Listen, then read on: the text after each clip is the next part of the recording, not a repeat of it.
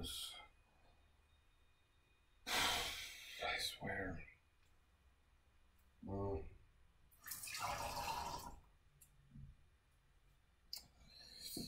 alright. See what the news is.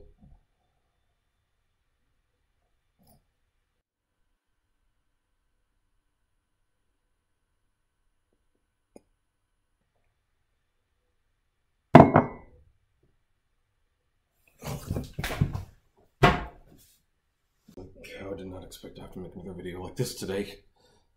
Hello everyone, this is Kevin, your entrepreneur, and I was up late last night making 5 videos, and I normally only post 3 a day. So I got to bed very late, posted 3, you can see them now, and woke up, and now I have to make this new video. Haven't shaved and take a shower. I got a flood of emails from people saying, hey, Uber is allowing tipping. I didn't believe it. I did not believe it for one instant. But I looked it up and I pulled it up on the phone. I don't know if you can see it from this distance, but there it is. Uber is finally rolling out tipping, CNN Money.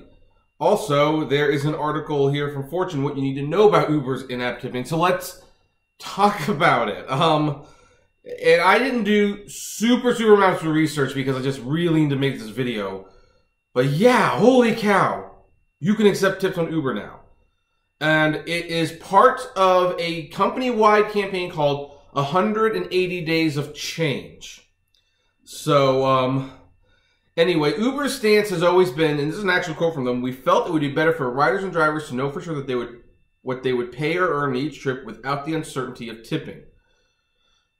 You know what, that might have flown when we were making it minimum $10 a ride, but here's the other thing.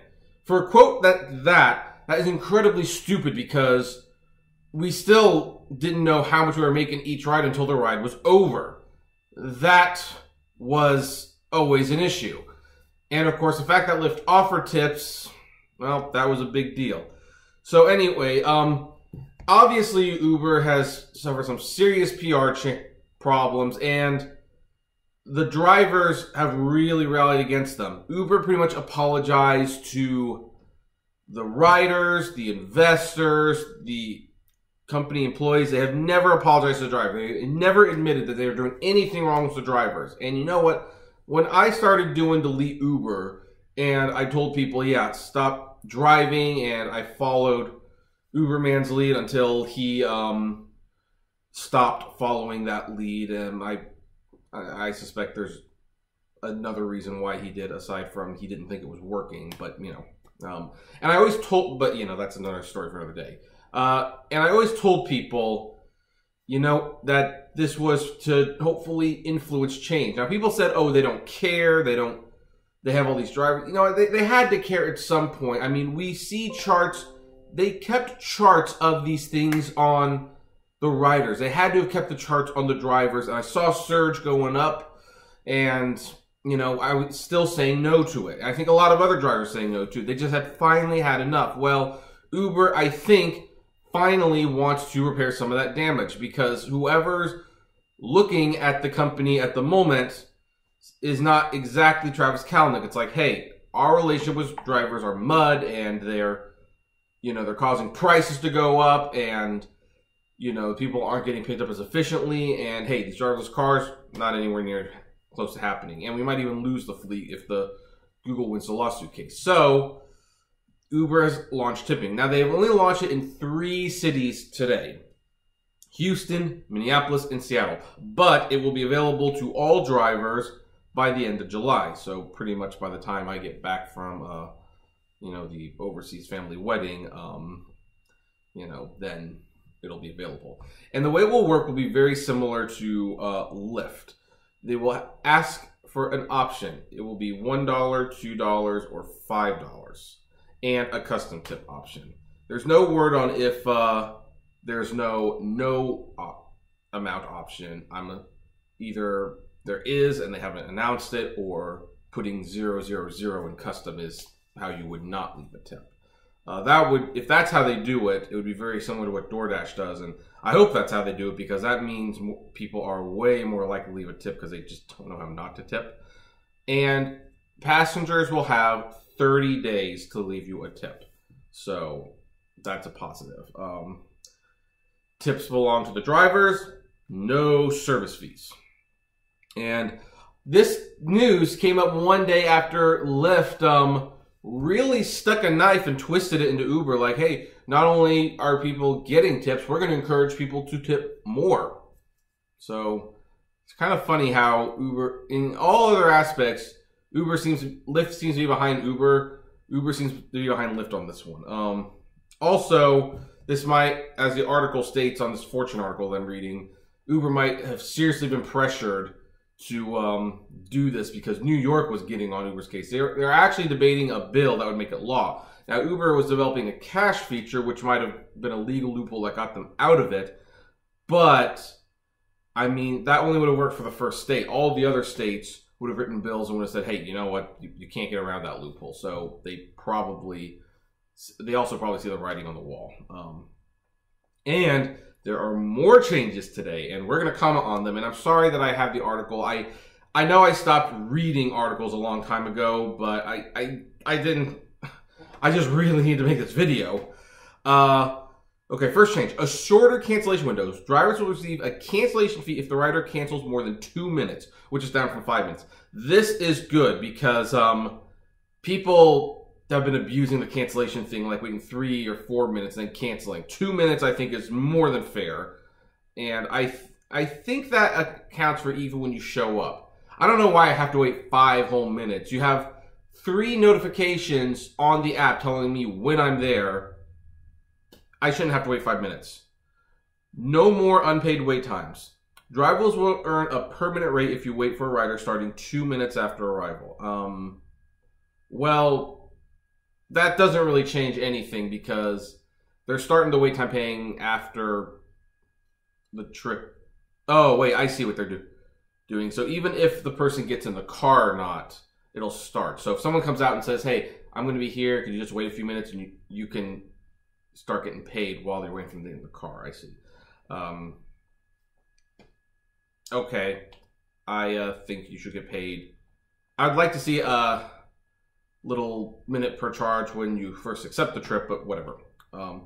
All driver destination trips count towards Quest. Every trip a driver takes will count towards reaching their Quest total. Quest is a driver incentive that pays a reward when a driver completes a certain number of trips in a certain period of time.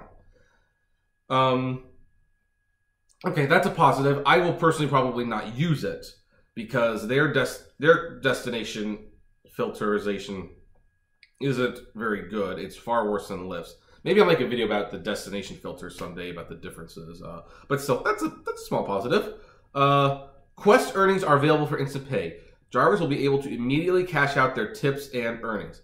That's very nice. Now, granted, I'm going to state this right now. I like that change, but I also admit there is something kind of cool and something helpful about having Boost and Quest not be paid until a few days after the weekend. It's almost like a little bonus that you weren't expecting. But that's still a nice change. Expand driver destinations. Drivers will be allowed to set 2 trips a day going your way and earn money per each mile. That's not different, really. That's not different at all. That's actually the big problem with destination. They only allow two trips per day. It should be unlimited, because if you get stuck 2 hours away from home, you might want to do more than 2 on your way back. And yeah, anyway. Teen fare. For teen account trips, an additional $2 will be added to drivers' base fare, allowing them to earn more for those rides. That one... Okay, folks, I'm not going to comment on that one because that deserves its own video, and it will be up tomorrow.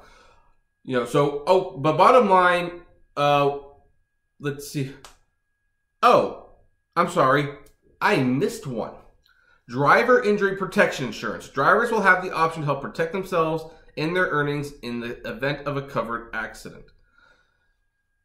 That sounds good, but I need to read what exactly that entails. I don't know what that entails just yet. But so anyway, that is 1, 2, 3, 4, 5, 6, 7, 8. So that is 8 changes, which include the tipping option, and 6 of them are positive on some level. Have I gone crazy? Have I gone crazy? I can't believe it. Wow. Okay, folks. I'm going to state this now. I'm not going to say delete Uber is over. But we can now officially start pulling back on it. Not completely. Maybe I'll make another video explaining what the strategy should be going from this point on. But now I think, you know, you can start driving for Uber again at least a little bit. And I'll tell you what scenarios would be best to drive in so that it would be profitable while still sending Uber a clear message that there are other changes that need to be made. We still need to be paid $1 more per mile, for example. But hey, tipping. That would have never happened with Travis Kalanick at the helm. Now my biggest fear, of course, is that if Kalanick comes back, and there is a chance he can come back, will that get taken away?